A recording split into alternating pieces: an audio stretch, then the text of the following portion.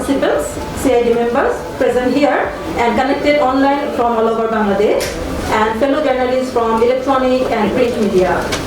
Dear participants and respected guests, this is Superintendent of Police Kamar Munira from Forensic Division CID, welcoming you all on this beautiful conference hall of CID. On the dais, we have Honorable Chief Guest for the seminar, Chief of CID, Mr. Muhammad Ali Mia, PPM, Additional Inspector General of Bangladesh Police. With the participation of students from University of Dhaka, Bangladesh University of Engineering and Technology, Jagannath University, North South University, BRAC University, Uttara University, Green University of Bangladesh, Canadian University of Bangladesh. Distinguished guests and respected house, in this context, I would like to request Honorable Chief Guest of today's seminar, Mr. Muhammad Ali Mia, BPM, Additional IGP and Chief of CID, to deliver his inaugural speech before the audience and participants. Respected Chief Guest. Bismillahirrahmanirrahim. আজকের এই চমৎকার একটি seminar, students engagement two combat cyber crime,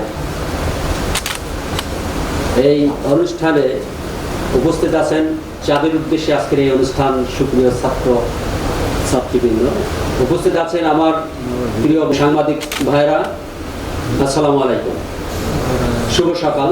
আমি প্রথমে আমার বক্তব্যের শুরুতে I would like to thanks to all. তোমরা অনেকেই সিআইডি সম্পর্কে জানো না। কয়জন জানো সিআইডি সম্পর্কে? কে কে বলতে পারো? আচ্ছা, তুমি দাঁড়াও, বলো তো সিআইডিতে কি হয়? এগুলোর ফরেনসিক রিপোর্ট থেকে শুরু করে ডিএনএ টেস্ট বা অন্যান্য গুরুত্বপূর্ণ মামলার যে এভিডেন্সগুলো, সেগুলো সংগ্রহ, পরীক্ষা নিরীক্ষা সহ উপযুক্ত রিপোর্ট তৈরির মাধ্যমে মামলার গতিবিধি নিয়ন্ত্রণ ও মামলাকে সুষ্ঠুভাবে পরিচালনার দিকে সিআইডি গুরুত্বপূর্ণ ভূমিকা পালন করে। সেই সাথে মানি লন্ডারিং, তারপরে আরো বিভিন্ন ধরনের গুরুত্বপূর্ণ অপরাধগুলো দমনে সিআইডির ভূমিকা। Thank you. এই সাইবার ক্রাইম নিয়ে তোমরা দেখেছো মাঝে মাঝে বেশ ঝড় ওঠে। কেন ওঠে? যখন আনইথিক্যাল কিছু দেখা যায়। তোমাদের কি হিসাব আছে যে গত 1 বছরে কতজন মেয়ে সাইবার ক্রাইমের বুলিং এর শিকার হয়ে তারা আত্মহত্যা করেছে? হিসাব আছে? অনেক ছাত্রী, এই যে যারা আমাদের সামনে বসে আসছে বা অনেকে আসতে পারে নাই, বা স্কুল কলেজে যারা intermediate first year second year পড়ে, তারা কিন্তু এর শিকার হচ্ছে, বুলিং এর শিকার হচ্ছে। এটা প্রতিরোধ করার জন্য, একটি সচেতনতা বৃদ্ধি করার জন্য আমাদের আজকের এই প্রচেষ্টা। কিছু কিছু প্রতিষ্ঠান অনলাইনে অ্যাপসের মাধ্যমে মানি ট্রান্সফার করে, বিদেশি রেমিটেন্স আসা বন্ধ করে দেয়। Absolutely offence.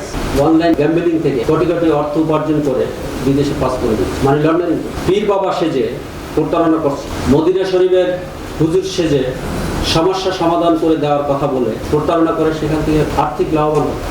আমরা চাইব যে তোমরা আমাদের সহযোগিতা করবা এবং আজকে যে জিনিসগুলি তোমরা এখান থেকে শিখে যাবা, শিখে এগুলি তোমরা ব্যাপক প্রচার করবা।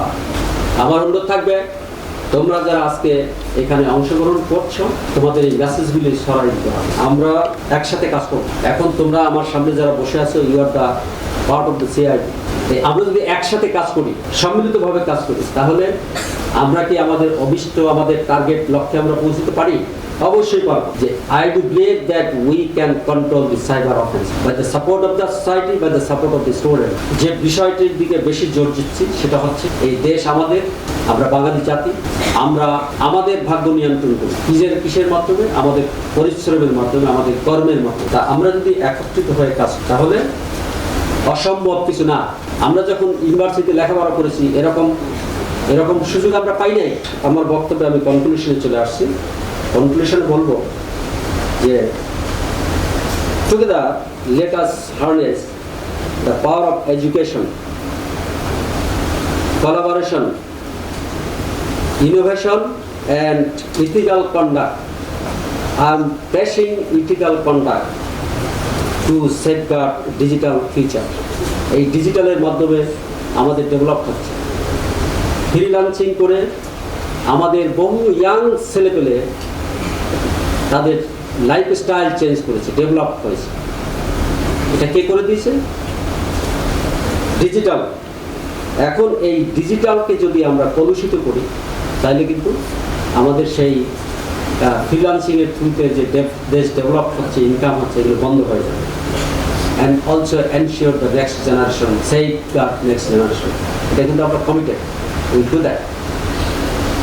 Thank you very much everybody to attend here and passionately hear my speech. Thank you very much.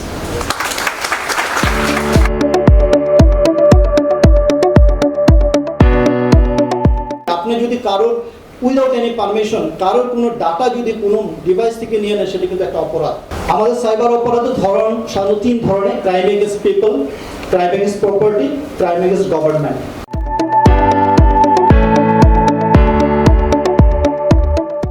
Forensic ল্যাবে আমরা প্রতিনিয়ত বিভিন্ন ধরনের ডিজিটাল আলাপত সংগ্রহ করে থাকি।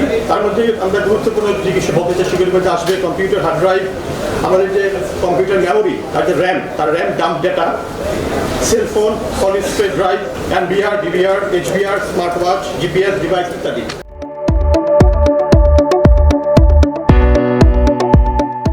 আপনারা জানেন নিশ্চয়ই বাংলাদেশ পুলিশের যে কটা ইউনিট আছে, এবং CID is only one institute, only one unit according to money laundering prevention rules, যারা সরাসরি মানি লন্ডারিং ডিল করতে পারে।